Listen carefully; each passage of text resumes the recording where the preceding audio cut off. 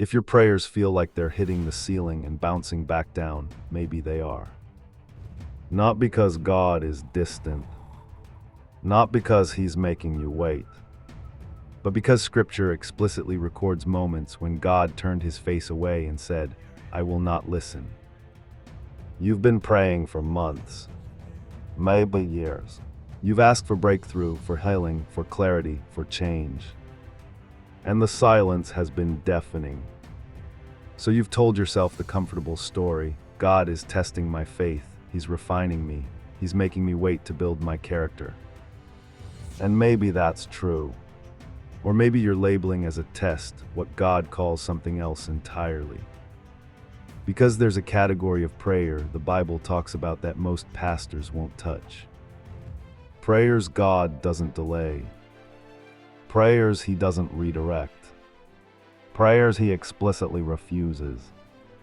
Isaiah 1:15 records God saying this to people who prayed constantly, attended temple faithfully, and brought sacrifices regularly. When you spread out your hands in prayer, I will hide my eyes from you. Even though you multiply your prayers, I will not listen. Your hands are covered with blood. That's not a test. That's a refusal. And if you don't understand the difference, you might spend years praying harder for something that requires repentance, not persistence. Over the next 10 minutes, you're going to see 7 biblical categories of prayers God explicitly says He won't answer. Not won't answer yet. Not will answer differently. Won't answer. And here's what makes this dangerous to ignore. Most of these categories look like normal Christian life on the surface. Church attendance, Bible knowledge, raised hands in worship. But underneath, there's a disconnect so severe that God calls the entire performance meaningless. By the end of this video, you'll know exactly which biblical conditions block God's ears, and more importantly, how every single passage describing His refusal also describes the pathway back. Let's start with the one that's easiest to miss. Prayers from unconfessed sin. Psalm 66:18 is direct. If I regard wickedness in my heart, the Lord will not hear. Not will hear but answer later. Not will hear but teach me patience. Will not hear. The Hebrew word for regard means to cherish, to protect, to hold close. This isn't about struggling with sin. Every believer does that. This is about cherishing it, protecting it, refusing to let it go while simultaneously expecting God to honor your requests. It's the husband who verbally tears down his wife Monday through Saturday, then prays for God's blessing on Sunday morning. It's the person scrolling past every mission need, hoarding wealth, then asking God to provide more. Scripture says that's not a prayer. It's an abomination. Prayers while mistreating your spouse. 1 Peter 3:7 is one of the most frightening verses for husbands. Husbands, live with your wives in an understanding way, showing honor to the woman as the weaker vessel, since they are heirs with you of the grace of life, so that your prayers may not be hindered. Hindered is the Greek word ekopto, to cut off, to interrupt violently. God doesn't just delay the prayers of men who dishonor their wives. He cuts them off at the source. Because how you treat the person you vowed before God to cherish reveals what you actually believe about covenant. If you break covenant at home, why would God honor your requests as if you're faithful? Prayers while ignoring the poor. Proverbs 21:13 says it plainly. Whoever closes his ear to the cry of the poor will himself call out and not be answered. Not might not be answered. Will not be answered. God takes this so seriously that He mirrors your behavior back to you. You ignored someone's desperation. He'll ignore yours. And here's what stings: you can't offset this with theological correctness or church involvement. Isaiah 1 describes people who prayed constantly, attended temple, brought sacrifices, observed feasts, and God called it all meaningless because their hands were full of blood from oppressing others.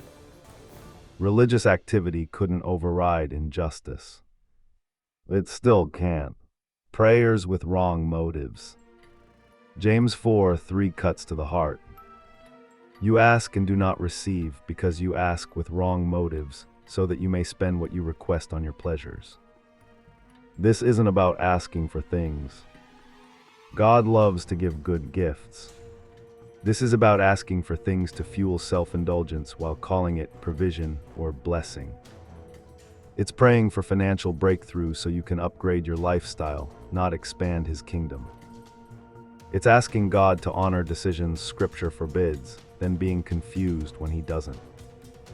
God isn't a genie, and treating Him like one guarantees unanswered prayer.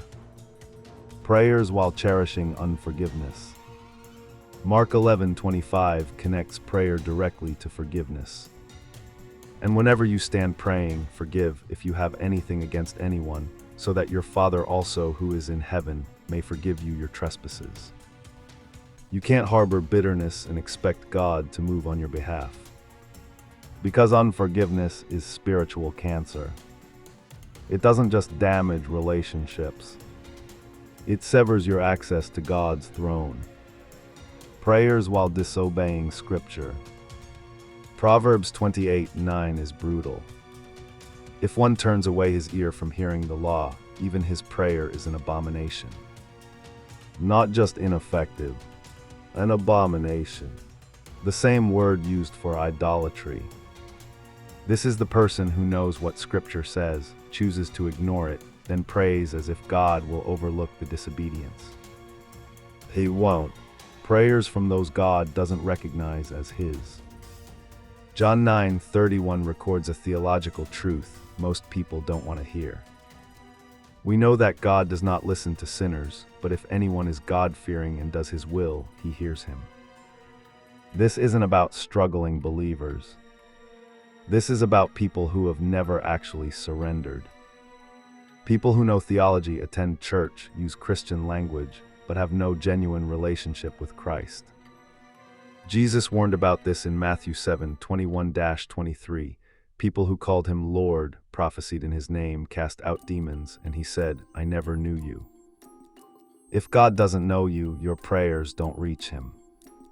Not because He's cruel, but because covenant access requires covenant relationship. Now here's what changes everything. Every single passage that describes God refusing to listen also describes the pathway back. Isaiah 1 doesn't end at verse 15. It continues.